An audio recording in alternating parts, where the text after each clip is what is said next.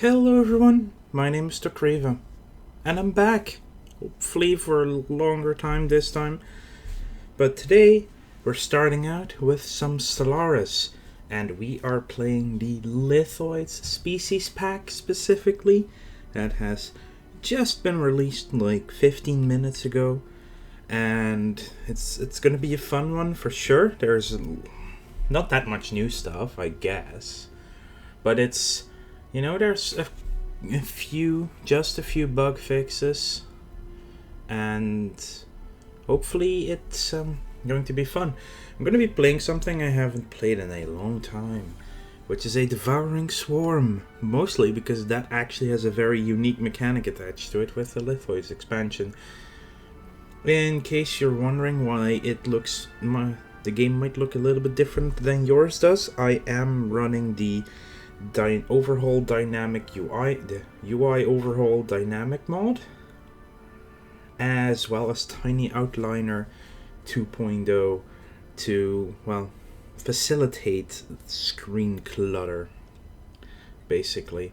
And I'm gonna go for a new game. I'm gonna create a new race, and it's going to be a Lithoid race. Now, first off, I will show you all the portraits as well, just quickly. So there is the new Lithoids machine. Looks a little bit like a pit droid from Star Wars, in my opinion, just with some overgrown moss stuff, which is something that happens to rocks, but it also has like an eye laser. There it goes. Yeah. Anyway, there's these bulky guys, which with the massive shoulders. There's the crystalline star thingamajig. It has arms, but that's about it. Whatever the heck this is.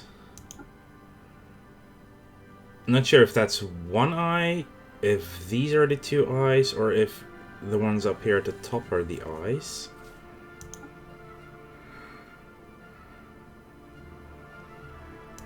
Some of these look really freaky. Like this is a plant that has become a rock, or a rock that has become a plant. That's a big geode, I suppose. This is a fungus rock. It's a crab rock. In other words, this is a rock lobster. A dragon rock. At least it looks sort of like a dragon. Mineral leaf stuff. More mineral-y stuff. Some of these look really creepy, actually, in hindsight. This is the other dragon rock. And then there's this one. They definitely look interesting. I'm gonna go play these guys. I think they look the funniest. Well, not necessarily the funniest, but... Or maybe... No, we're gonna play these guys. We're just gonna pick one of the random names. Haruni, Kroll, Beruvan, Over, Everite, Matok, Pulvanite, Vran, Over, the Zri, the Irzuko, Vuur. That's actually the Dutch word for fire, so we are raining down fire upon our enemies for sure. There are 4 new name lists for Lithoids. I scrolled past them quite quickly. There are this one, the whatevers, and then there's these names of all like something Anites and Carolite, Sign, Rax. Some names of planets and such. Number 3 has all of this, and number 4 has all of this. I think we're gonna go with number 2. Traits. I'll come back to traits, but the one that we will have is, because we are Lithoids, we shall have the Lithoid trait. And this species has a silicon-based biology and consumes minerals rather than food. They are tougher than traditional organics and have slower metabolisms, making them long-lived but slow to reproduce. So we get consumes minerals instead of food, growth speed minus 25%, habitability plus 50%, army health plus 50%, and leader lifespan plus 50. Industrious feels like it should be a good one. I see that you cannot even pick the food trait as a lithoid. There are a couple of traits that you're not allowed to pick. The food one is one. The adaptable one is also not available to us. What else? Habitability is not available. Pop growth is not available either. So, because that's already part of being a lithoid, those have disappeared. Lifespan, I think. Yeah, lifespan is available. But fleeting, with the -1, now becomes 25 years. Yet enduring becomes plus 20 years. Venerable is still only plus 80, but that's because 80 years is still really good in itself. But we'll come back to traits in a second. And we are the Vuur race, so I shall pick whatever. This usually takes some time, and I usually click buy it when it does pop up, which is really terrible.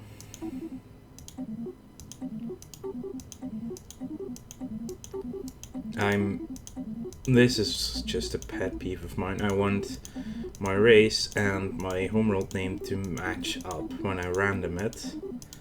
It's very, very, very not... Maybe that was the one, but it's not very often I don't randomize, so I sometimes sit like for 3 minutes trying to get to the planet I need. I think that Devouring one might be the one that we actually have to take.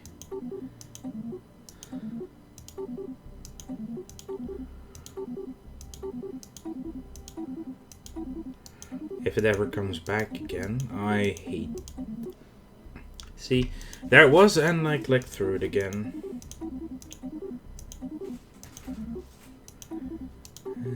It's not that many names, so it should pop up relatively soon.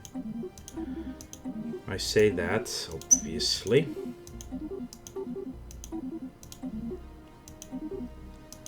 Lots of differently, what's the word I'm looking for? There, I think it's this one. Might make the most sense. I will go with random Unary 2, which gives us a homeworld is a moon orbiting a gas giant. We have also eaten everything around us, so the planet is already very arid. City appearance, lithoids, all the rocks. And here we obviously go for Gestalt Consciousness, which gives us minus 20% war exhaustion gain and plus 1 monthly influence.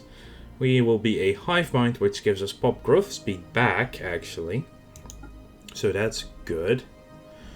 And we shall be a Terravore.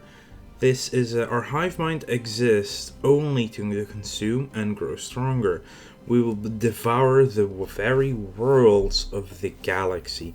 So we cannot engage in diplomacy, we cannot access the galactic market, we cannot terraform planets, we have hunger on all other empires, we have the consume world planetary decision. Xenopops will always be eaten. Gain society research from eating Xenopops. Ship hull points increased by 25%. Daily hull regen and armor regen increased by 0.5%. Starblaze influence cost decreased by 50%. Army damage increased by 40%. Research speed in biology increased by 20%. Ship cost reduced by 25%. Naval capacity increased by 33%. That's a lot of stuff. It really is.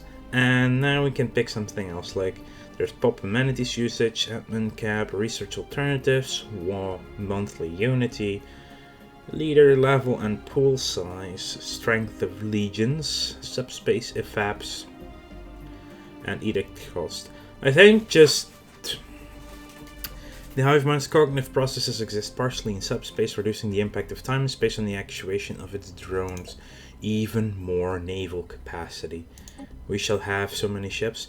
Of course, we're picking not the Hive Mind, but the Lithoid speed voice pack. Pebbles roll downhill, mountains stand tall. It's way better. Devouring Swarm.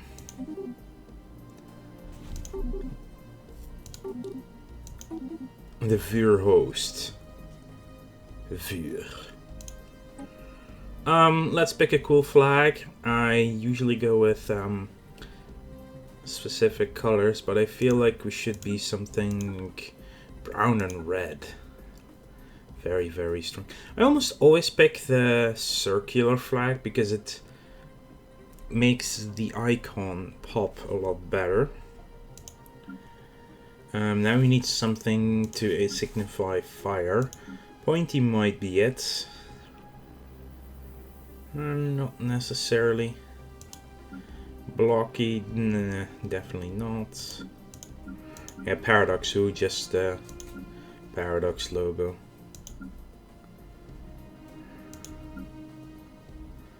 Domination, there's nothing actually fire. This actually looks like a fire dragon. I mean, we didn't take a dragon portrait. We still could. Oh, this one's even better, like fiery sun. I'll pick this one. Of course, Lithoid ships. And our ruler will be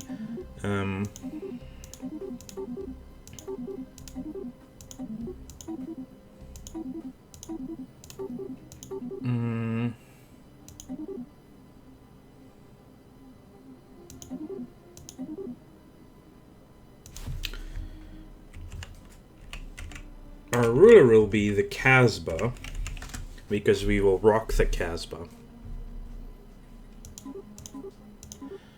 And be prepared for plenty of stupid puns. Of course, the Lithoid room. Now we go back to traits. Now we are hive-minded, as we said. I feel like just taking one of the new traits seems the most interesting one. Fitting as well. Repugnance, less amenities. I mean, we're already kind of repugnant towards the rest of the universe by trying to eat them. I'm gonna pick Repugnance so we get 2 more points to spend. Industriance would make sense because more minerals. And as you see, Thrifty has now also disappeared because we are a hive mind and they cannot have, they cannot produce trade anyway. Let's see, we could be very strong. I feel like we are strong and enduring. And we shall have one of these 3. So, question is, scintillating skin. The outermost layer of this species is studded with sparkling crystals and gemstones that occasionally flake off. We would be recycling our skin. Gaseous byproducts. The metabolic processes of this species cause regular venting of gases useful to industry. So we would be recycling our farts or burps, whichever floats your rock, I suppose. And finally, volatile excretions. The highly compressed spore created by this species is unstable and contains an unbelievable amount of power. Yeah, let's go with explosive diarrhea then, shall we? And motes is also the one required for alloy foundries, if I remember correctly, and I hope I really am right now. But yeah, usually like science is gas, crystals is alloys, no, the other one, consumer goods, and modes is alloys. So yeah, our explosive diarrhea, so power the forges. The Vuur host has been saved. Like, I had it all basically thought out what we were gonna play, so it didn't take as long as it sometimes takes us. Anyway, galaxy size 1000, spiral 4, between 12 and 24, random number of empires, that is perfectly fine, we shall be eating them anyway. 2 to 5 fallen, 1 to 3 marauder, 1 tech cost, 2 habit worlds, 1 primitive. Could do a little bit more primitive. Actually, let's be able to eat more planets. It seems like might be a fun idea to do that. Difficulty Commodore, that is the 4th highest. I mean, I do believe I can safely play at a higher difficulty, but I also just want to have fun. And just the challenge of it being really difficult might not always be as fun, and it becomes way more micromanagey than it could be at lower difficulty levels, so I'm gonna leave that a little bit lower. Scaling off, AI aggressiveness, fine and normal. Empire placement random. Advanced neighbors off, because I always turn advanced AIs off. Just feels weird. And it's also more of a challenge thing than that. It's fun, I guess. Hyperlane density just at 1, 2.5 for gateways and wormholes. 2 guaranteed habitable worlds. We could turn that off, which doesn't matter to us that much because we're a hive-minded lithoid species anyway. Caravaneers can be on, we'll eat them anyway. And Iron Man mode shall be on, so we get some achievements out of this.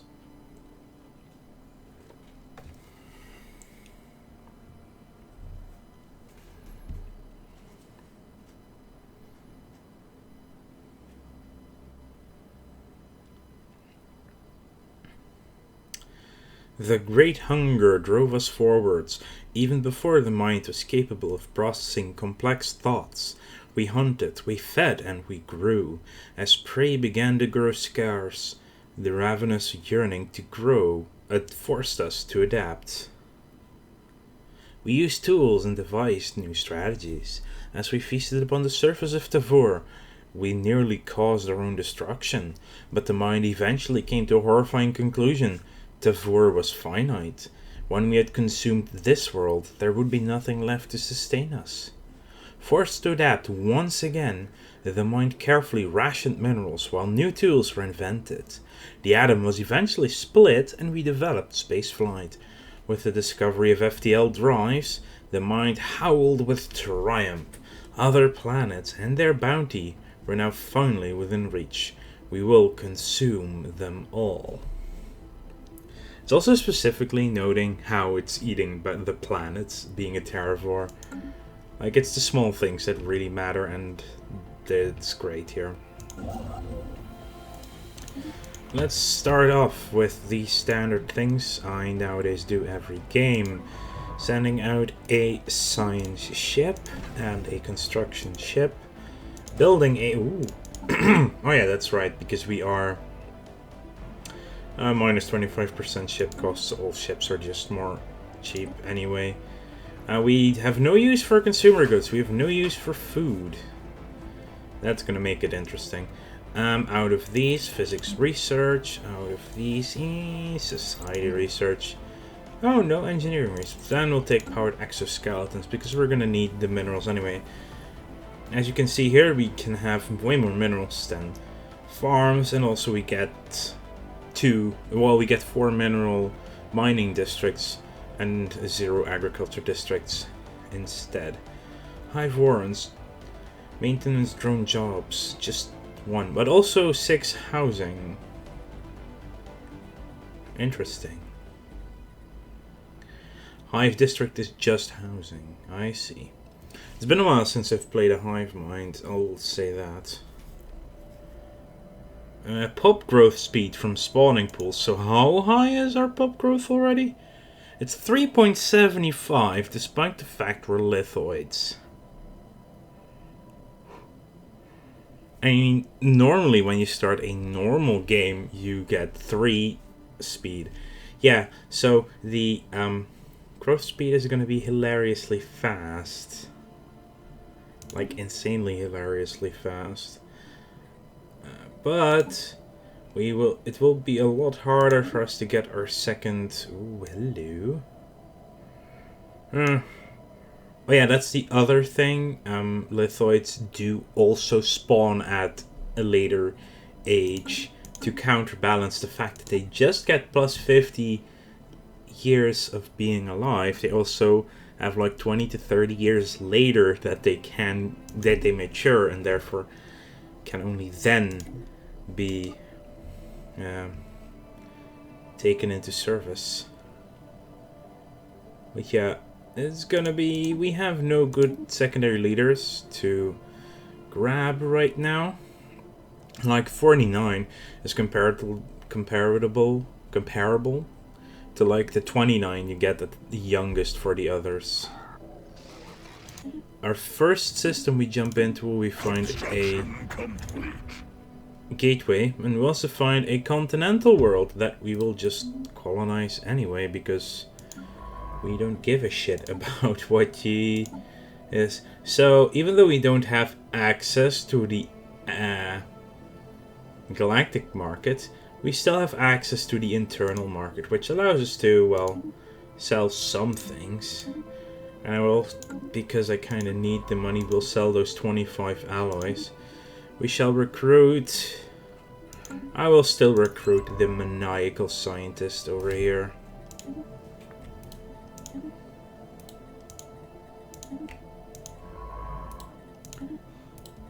Three, 4, 5 systems, and then you can go south.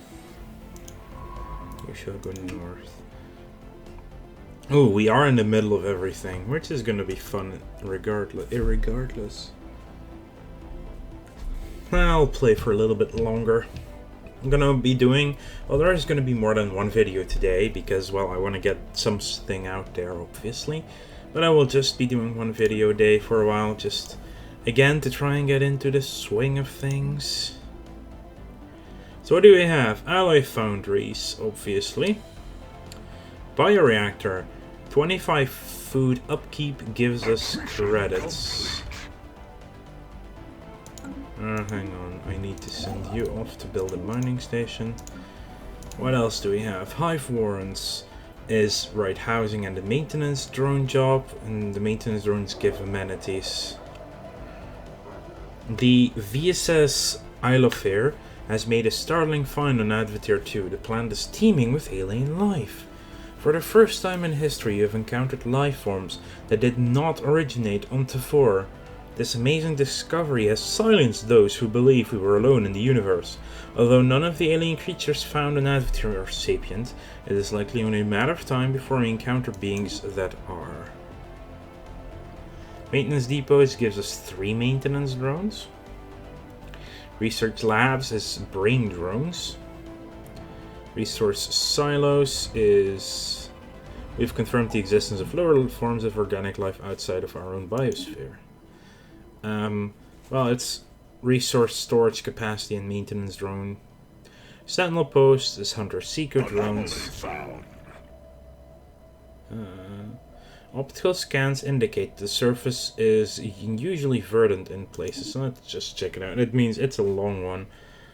We'll get there. Warrior drones and a housing, and synaptic nodes is synapse drones turn credits and food or minerals into Unity and Society research. Good, the or minerals, because I don't have food to turn into anything. That's kind of our shtick, you know. We don't use food at all. I shall build another science ship, because getting our science discovery out faster is better for us. Wow, these are all super crappy starting leaders, which is a shame, really. We are already accumulating slow amounts of volatile motes. I believe with 32 pop we get 0.32 a month. It is ridiculously slow, but it's still something, I suppose.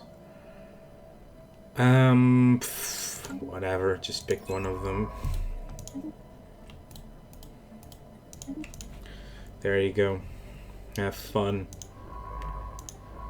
See, it's taking a long time. Oh, the survey is still 50% done, which I don't believe. And not having to worry about food and only about minerals and credits does make it pretty nice. Hey, look, more worlds to eat. Like, they are only size 12, and I don't know if that's like keep the bigger ones, eat the smaller ones. I don't know what's the best choice. I'm not gonna eat all planets. I think that's a little bit too much. But eating some planets seems fine. Unrestricted wars, indiscriminate bombardment, aggressive first contact protocols, closed open borders, and a balanced production. Alright, complex drones or menial drones focus. Construction complete.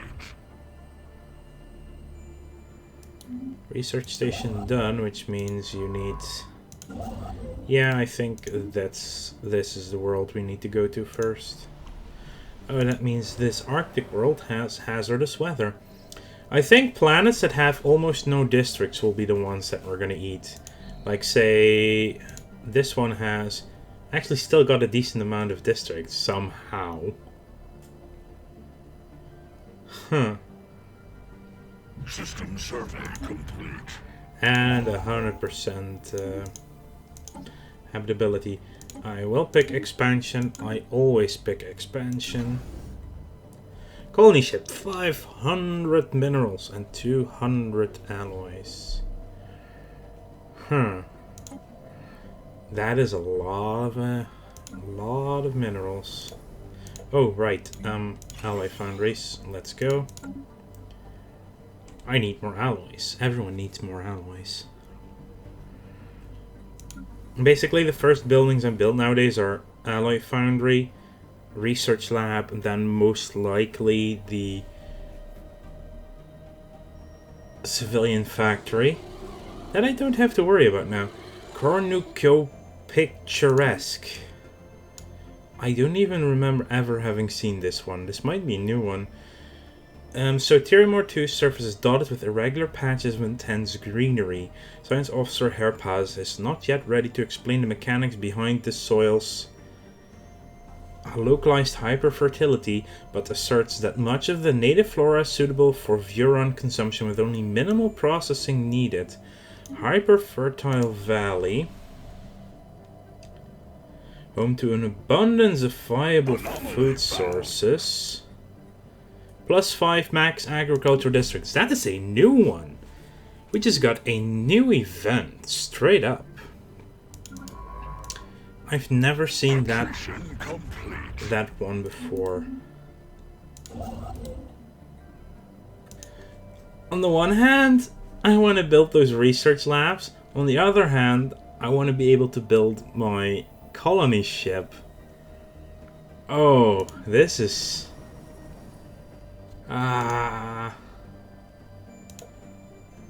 little bit annoying. Oh right, and once I get my alloy foundries up, I will be producing less minerals because alloy foundries take minerals to construct stuff.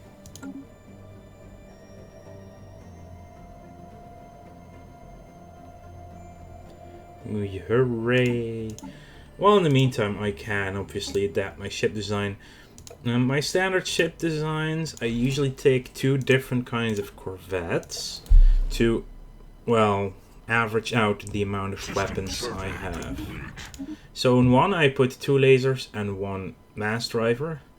I tend to always go armor and shields, which being a Hive Mind with a Devouring Swarm even, with the automatic armor regen makes it even better. But the other thing I do is the other one will also have 1 mass driver, so I have 2 mass drivers and 2 lasers, but also missile, because missiles are nowadays pretty decent at just killing stuff. So this way I have, with 10 of each corvette in my base fleet, have a very evened out amount of damage. I think it was just zoomed in just a tad too far. This is how a Lithoid corvette looks with 2 guns, and this is how it looks with 3 guns. Isn't that nice? Right, I need 500 minerals and 200 alloys.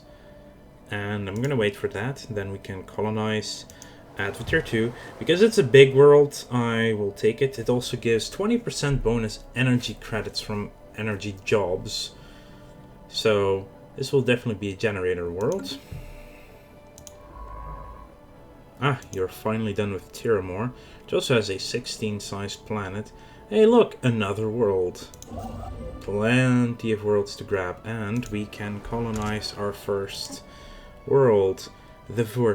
And our first one is going to be a 60% one, despite everything. This will be Simon. Anyway, I want to thank you all for checking out the Lithoids with me. It's a rocky start, but it's something at the very least. So I want to thank you all for watching. Make sure to like this video if you enjoyed it, and subscribe to the channel if you want to keep up to date in the future. And I will see you all later.